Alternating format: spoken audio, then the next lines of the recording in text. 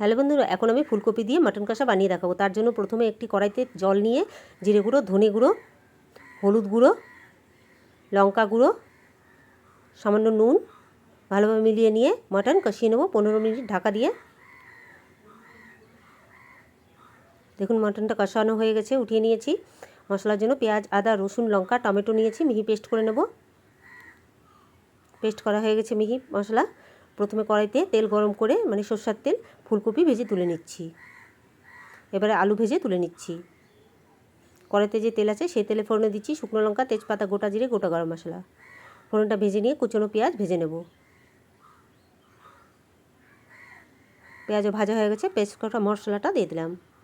এবারে জিরে গুঁড়ো, ধনে গুঁড়ো, হলুদ গুঁড়ো, লঙ্কা গুঁড়ো, স্বাদ মতো নুন খুব ভালোভাবে মিলিয়ে নিচ্ছি।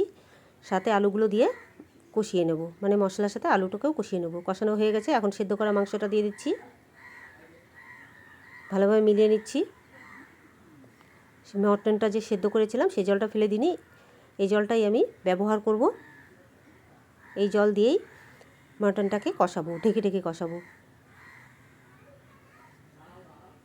কষানো হয়ে গেছে, দেখুন মটন আর আলু সেদ্ধ হয়ে গেছে। এখন মিট মশলা এবং ভাজা ফুলকপিগুলো দিয়ে দিচ্ছি।